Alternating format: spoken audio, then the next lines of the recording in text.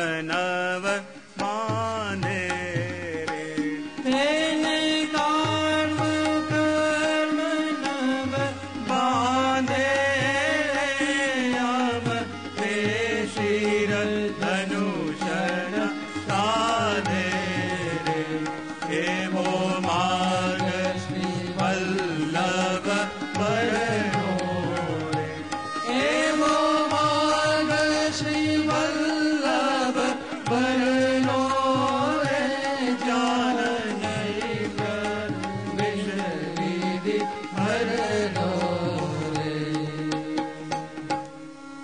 तेने काल धर्म नव बांधे रे यम ते शिर धनुष न साधे रे एवो मार्ग श्री वल्लभ वर्णो रे जा नहीं प्रवेश विधि हरनो रे। जो इस मार्ग के अंदर है उसे काल कभी बाधक नहीं बनता। देखिए माधवदास जी कहां पे रहते हैं? बोले काबुल में। काबुल में जाके रहते हैं, फिर भी शिनाथ जी बाबा रोज काबुल के अंदर ही उनको दर्शन देते हैं और कहते हैं जब रूप मुरारी दास किसी कारणवश काबुल में गए और जब माधवदास ने अपने मन की बात बताई कि क्या बताऊं, मेरे लिए तो यही गोकुल बन गया है, क्योंकि शिनाथ जी स्वयं पधार के मुझे यहाँ दर्शन नित्य देते हैं।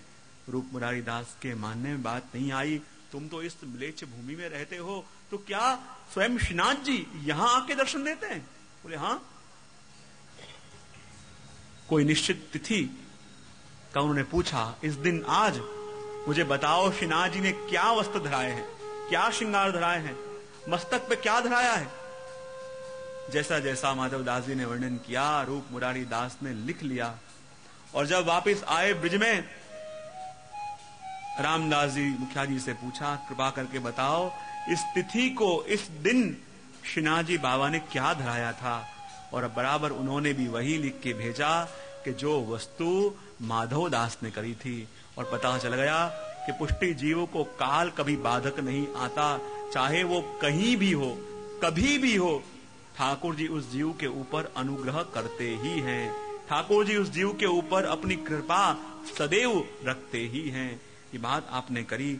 और आगे 8वीं और 9वीं तुक का दर्शन अपन करें और फिर उसका दर्शन करेंगे। जानित्य रास बहु पेरे, जानित्य रास बहु पेरे, मध्य नायक नृत्यत घेरे, रत्न जडित कट सरिकार, रत्न जडित तट सरितार,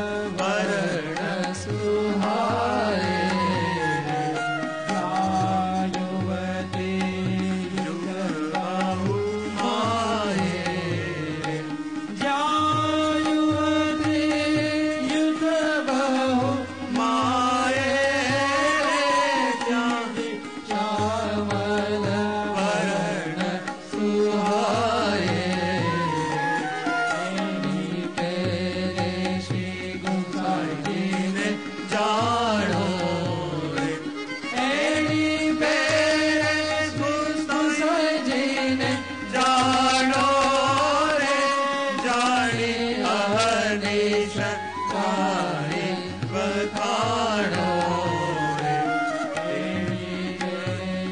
से गुसाई जी ने जानो गुसाई जी ने जानो रे जानी अहर्निश गाए बखानो रे।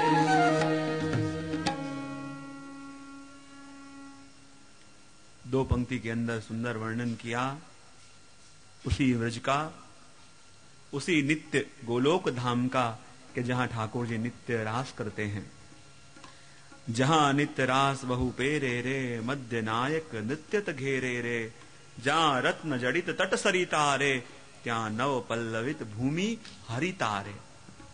श्री यमुना जी के ऐसे आधिदैविक तट का वर्णन कर रहे हैं कि यमुना जी के जिस तट के ऊपर ठाकुर जी प्रिया प्रियतम नित्य विहार करते हैं, नित्य रास करते हैं, और यमुना जी का घाट भी कैसा है, जहां रत्न जड़ित तट, रत्न जड़ित घाट श्री यमुना जी के, और यमुना जी के अंदर भी तो अनेक रत्न हैं। जब श्री गोसाई जी प्रभु चरण नाव में विहार कर रहे थे, संग में जहांगीर भी था, और जहांगीर बादशाह ने एक सुंदर रत्न लेके श्री गोसाई जी प्रभु चरण को भेज दिया।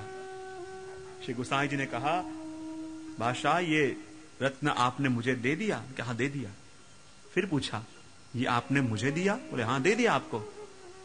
ये आपने मुझे दिया? उन्होंने कहा दे दिया, और रत्न लेके श्री यमुना जी में पधरा दिए। जहां रत्न लेके श्री यमुना जी में पधरा दिए, बादशाह को ठीक न लगा, अरे इतना कीमती रत्न मैंने आपकी समक्ष रखा, सबको दिया, और आपने उसे जल में पधरा दिया। और जहां ऐसा दर्शन हुआ, श्री गोसाई जी ने यह बात सुनी कि बादशाह को क्षोभ भी हो रहा है कि रत्न इतना कीमती और आपने जमुना जी में पधरा दिया। कहा, बादशाह तुझे वो रत्न चाहिए? बोले कहां है? और वहीं गोसाई जी ने यमुना जी के जल में हाथ डाला, और जहां हाथ बाहर निकाला, जो रत्न बादशाह का था उससे अनेक गुने कीमती कीमती रत्न श्री गोसाई जी के हाथों में आ गए। कहने लगे, बता इसमें से तेरा रत्न कौन सा है? और जहां अपने रत्न को फीका पड़ा हुआ देखा, ऐसे अलौकिक कीमती कीमती रत्न उसमें हैं। और गोसाई जी ने बादशाह को भी इस स्वरूप का ज्ञान कराया कि श्री यमुना जी के तट, श्री यमुना जी की रज, वो भी एक एक रत्न है। जिस तट के ऊपर प्रभु विहार करते हैं, जिस तट का आश्रय करके प्रिया प्रीतम रोज रास करते हैं, वो तट की महिमा और कौन गा सके? वो तट के महिमा का बखान और कौन कर सके? जहां नित्य रास बहु पेरे रे, क्योंकि यमुना जी के तट पे, यमुना जी के सन्मुख ठाकुर जी नित्य रास करते हैं। ठाकुर जी के तट पे, यमुना जी के तट पे नित्य रास क्यों करते हैं? क्योंकि यमुना जी के कुंज में, यमुना जी के समय मनोरथ होते हैं फूल बंगले के, नौका विहार के। रास तो स्वामी जी के आड़ी से होता है, तो फिर ठाकुर जी यमुना जी के तट पे ही रास नित्य क्यों करते हैं? तो कहते हैं, जब ठाकुर जी ने वेणुनाद किया, सारे गोपीजन भाग के आ गए और प्रभु से विनती करने लगे, प्रभु अब रास प्रारंभ करो। जहां लघु रास हो रहा था, गोपीजन अचानक खड़े हो गए कि प्रभु हम रास तो कर रहे हैं पर हमको आनंद नहीं आ रहा। बोले क्यों? तो कहा, प्रभु ये जो आपके श्रृंगार हैं, जो आभूषण हैं, जो वस्त्र हैं, प्रभु इसमें आपका ऐश्वर्य है, और जब तक प्रभु आप ईश्वर बन के हमारे संग खेलोगे, हमको आनंद कैसे आएगा? आनंद तो तब आवे जब आप हमारे समान होके हमारे संग खेलो।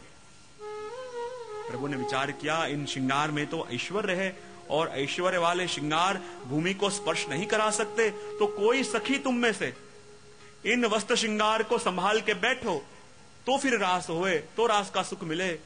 अब सभी गोपियां एक दूसरे का चेहरा देखने लगी।